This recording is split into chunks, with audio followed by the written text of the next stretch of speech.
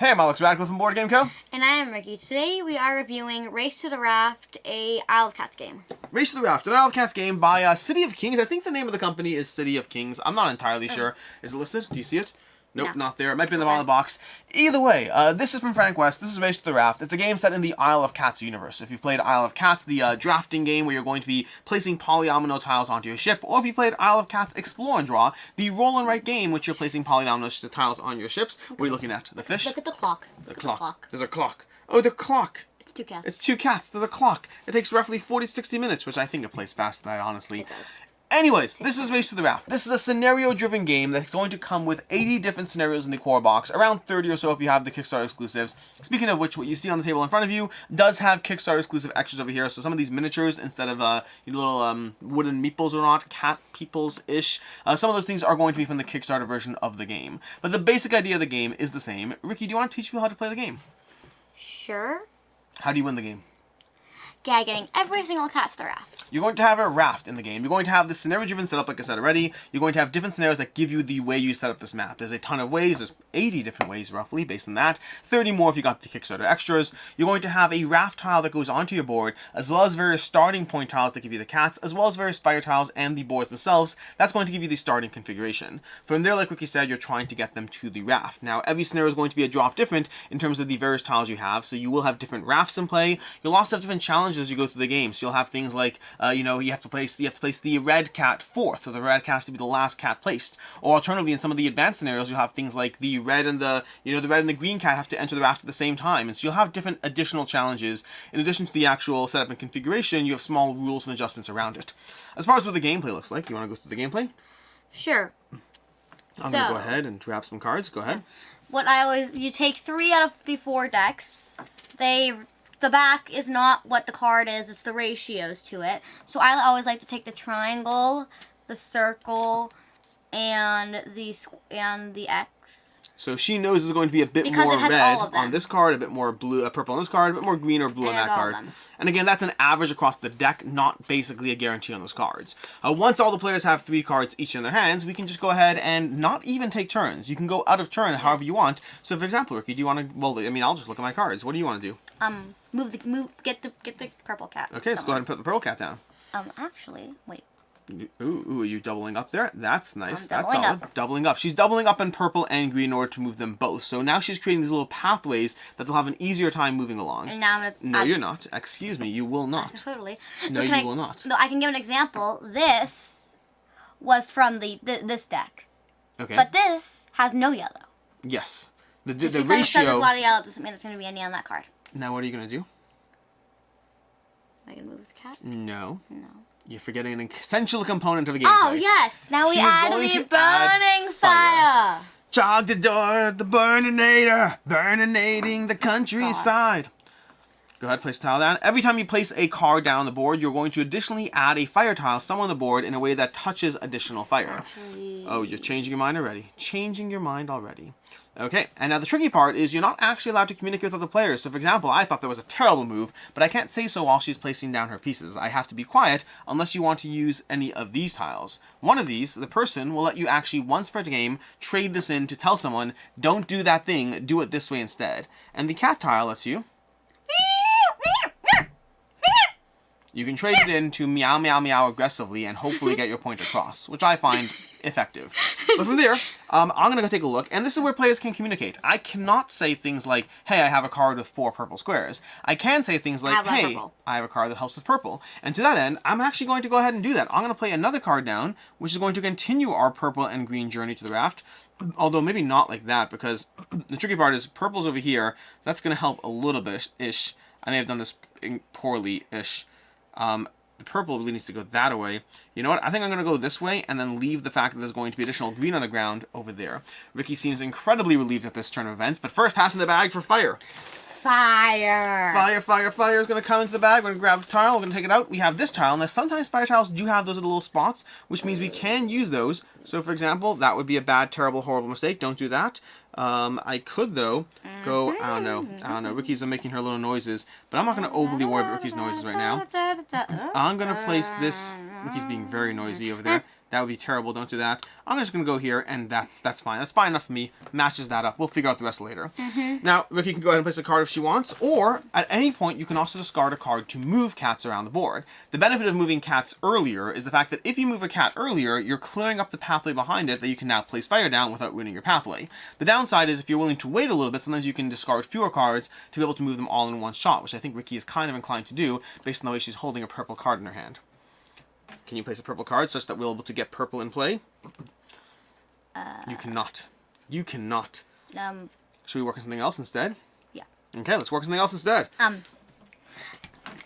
Let's see what card is. I will just put this down here. Ricky's going to go ahead and start a pathway of blue, trying to get blue out. The tricky part is the way blue's set up right now, while this blue card's here, we can't get blue out unless we place a card over here, which would overlay green. So it is what it is, but in the meantime, go ahead and place fire. We're not actually going to finish this. We're just showing you how it plays. I'll show you one more thing, and then we'll go to the actual opinions and stuff. Well, more stuff. I'll do more things first. But Ricky places fire down the board in a way that we are horrifically trapped forever. We will never be able to get this cat out, almost certainly, because of the way... It's a good thing we're not actually playing right now. Oh yeah, we're never going to get that card out. Anyways, We're you see... never going to get that cat. Meow, meow, meow, meow, meow, meow. Stop it. If your meow sounds suspicious like stop it, it's okay. She's going to place the card out, and it is. You can see how the board gets complicated quickly. Now, on my turn, I'm going to go ahead. Well, yeah, because it's like the worst. I'm going to place this down over here. I'm going to place a card down just for the sake of trying to move a cat. So what I'm going to do is I'm going to move this cat and go all the way like that. Now, when you move a cat, you will not actually place out fire, so it gives you that reprieve. The tricky part is once you have 4 cards on the board, you will place fire. So eventually, every 4 cards, you will actually still continue to place fire. Anything else you want to do on your turn while we go back and forth? We're not going to finish this. Yeah, not. Once you're done playing all your cards, once all the players have played all their 3 cards, and if you're playing this solo, you basically kind of have a separate pile of 3 cards, so you still go through 6 cards before you refill. Once you move, oh, I forgot one important part. When you move a cat, you put them on their side. Now they're exhausted. So tired. To move them again, you'll have to place 2 cards in order to move them again the same round, or you can wait till the end of the round when all players have discarded their cards or spent or played their cards, at which point you'll stand back all cats, you'll draw back up and continue the process of trying to stay ahead of the fire that is constantly chasing you the entire time you play. That is the basic game. Now, the game does have tutorials. The intro scenario, the whole book gives you a tutorial to introduce a few basic rules. There's some things like, you know, these water tokens that you can discard to... You can discard water tokens to not place down a fire tile, but that will take away from your score, unfortunately. You can score up to 5 points per scenario, 0 if you do not complete it, and losing 1 point for every water token you have spent. So ideally, you're going for that perfect score, or at least I am. Past that, as you continue to play, you'll unlock various things, including, well, just more challenging scenarios. You'll also unlock an advanced mode, which my favorite part of the advanced mode is the Oshak's pathways. Do you want to explain the Oshak's pathways?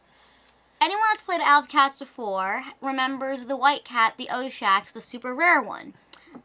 The Oshak's does not travel on any color. It travels on these little white pathways, which are only in one deck. Well, that's not entirely true. So, the Oshak's... They're only shown on one deck. Yes, they only shown in the back of one deck. The Oshak's, just like every other color, has things that are more prominent. Different cards will have Oshak's pathways on them, like you can see over there. You can see them here. Perfect. But they are more prominent in this deck, so they're more common here. Now, so as you're trying to place things out, if you had an Oshak's here, you're trying to get them to travel along these lines. So you're trying to put things like this and say, oh, well, if I can place this card over here, then you can travel along this line and come up over here. And if I place another card, you know, like this over here, you're not actually allowed to move cats like that. You can see how they're going to slowly travel along these lines, and you can have cats traveling along their own different Oshak's pathways. Advanced mode introduces several other things as well. You can no longer move cats as far as you want. You can only move them 5 squares. Introduces rewards for hitting the raft, which are essential to get certain bonuses in play. So it introduces a bunch of new things to make your game increasingly more complex. And that is basically Isle of Cats. That's not true. That is basically Race to the Raft, and sort of Isle of the Cats game. Anyways, with that, we're going to go ahead and dive into the review. Ricky, what do you think of this game? Let's talk about things you like. What do you like about the game? Well, one, I love the little minifigures. I love the whole getting a pathway to the raft thing. I love that they still have the species and story thing. They do indeed. I love that thing. I will say, all these cats are constantly in danger. Isle of Cats is about rescuing cats from an island. Race to the Raft is about getting off the island. Cats. Why are these cats always in trouble on the island? Because there's no one who's not nice, and apparently when he was trying to get all the cats, he accidentally set off the volcano. What else do you like about the island? What else do you like about the game? The burning fire. The burning fire. It's very satisfying.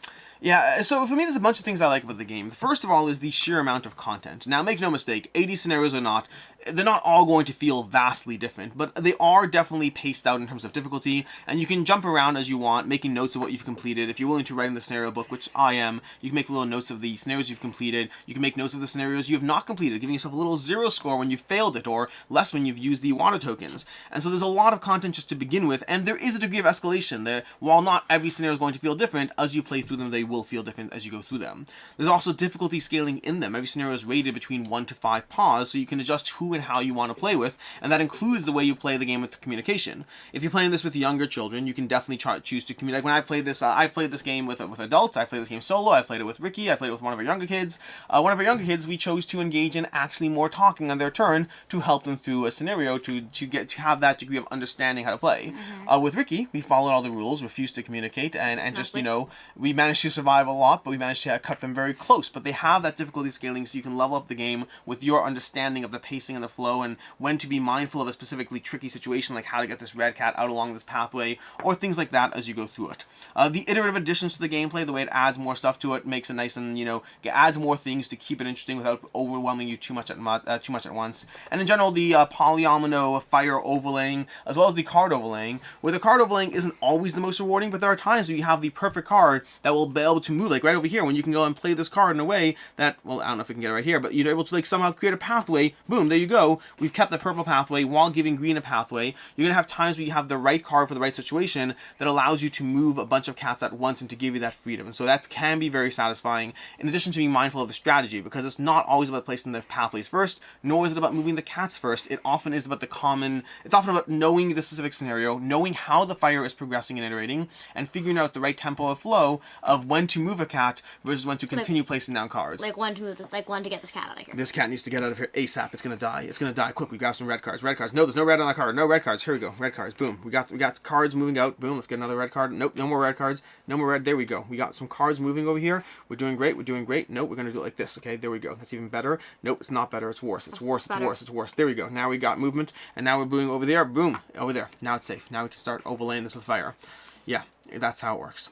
As far as things you don't like at the game, what are the things you don't like? I think I would like to add, I love the little.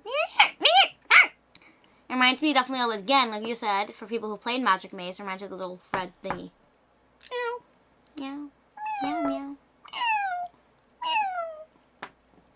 Now that's how they communicate. They go meow. Well, they can actually understand the meows. I don't know what I've done in my life. Anyways, what are the things you don't like about the game?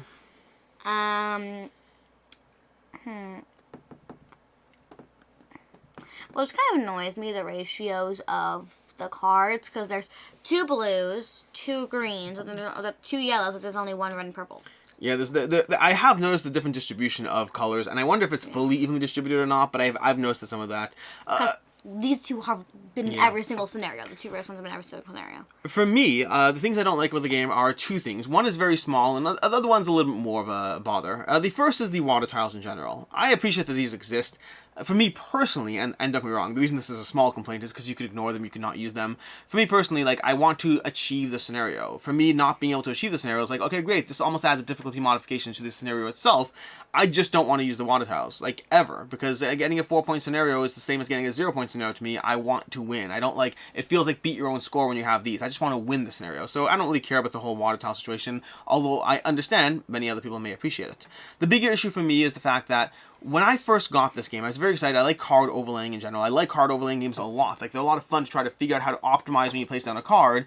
The problem is, while there are times in Race to the Raft where you can place down a card in such a way that it helps multiple colors, I would say that maybe 75% of the time, a decent amount of the time, I'm not really caring about the variety of colors and how they can all intersect and smooth and flow nicely. More often than not, I care about the fact that this particular card has that particular color, and then I'll place it out. So it doesn't always feel like I'm able to cleverly combine cards and their colors and combinations. More often than not, it's like, I need a card with red. Okay, great. I played a card with red to help move the red cat. Did I care that there's green and yellow and blue? Not in the slightest. Those cats are over here. So until and unless the cards are intersecting, I'd say 25% of the plays allow me to feel clever in the way I place things down, and 75% of my plays are just, I needed a card with a color. And that takes a little bit away from the card overlaying for me.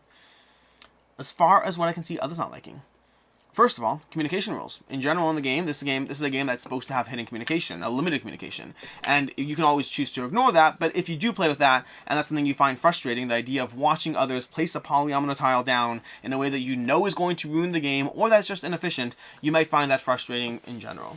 And then secondly, I will say that the cleanup and placing can be a little fiddly. As you place things down, you might move something in a way that just like hits like 7 cards. I hate that. And that is you see that's exactly what I'm It bothers me so much. The nature of the game is that you have cards on top of boards and tiles on top of cards, and a single push can kind of throw things out of alignment, and it also makes cleanup a kind of process of pulling out all the polyomino tiles and then sorting all the cards. It is not the worst, not by a long shot, but it is a small frustration, especially because a scenario can take you anywhere from like 20 to 30 minutes, and the cleanup of that might be like, an additional 5-6 minutes on top of that. So it definitely can be a small irritation.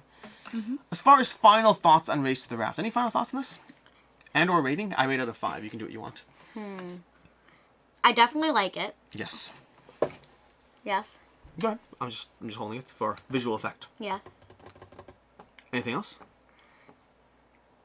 Do you want to rate it? Yes. What's the rating? Let's go with the rating. 4 out of 5, same reasons as you gave for not liking things. Because it just bothers me so much when it moves. It moves. It bothers me. Yeah, for me, I'm coming in at a 4 out of 5 as well. I really like Race to the Raft in terms of what it's doing. And like, this is a game I've played multiple times, again and again, having just got my hands in it. Was taught it at a convention by I think a themer, then continued to dive into it and just continue to play it solo, with friends, with kids. Had a variety of ways, the fun of just diving into it. At the same time, it's one of those things that's a little bit weird because I really enjoy it. I mean, 4 out of 5 is a solid score, but I thought it would have more, I guess, interweaving and complexity of the way the cards intermingle.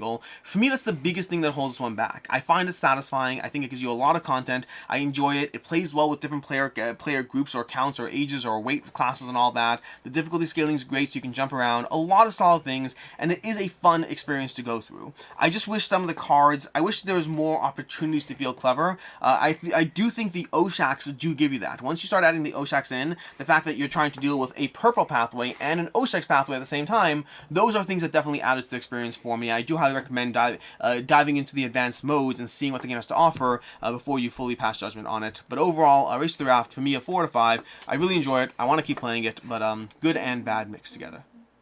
What was that? What was that? That was like a noise of a table scraping upstairs. Anyways, as far as other game recommendations, Ricky, what would you recommend?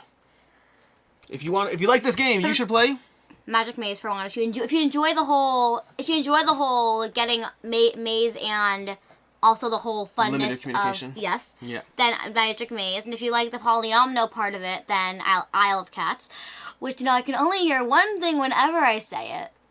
I love cats. Say it 3 times fast and you hear that. And for me, the other recommendation I'll add is if you like the tile overlaying and you want to see that done in other games that give you, I guess, more opportunities to feel clever about it, I highly recommend Sprawlopolis as a solo puzzle. There's a cooperative mode, but I really recommend it primarily solo. That will give you that card overlaying mechanic in a very rewarding way. Yeah. In any case, until next time, I'm Alex Radcliffe from Board Game Co. And Ricky. And have a good one.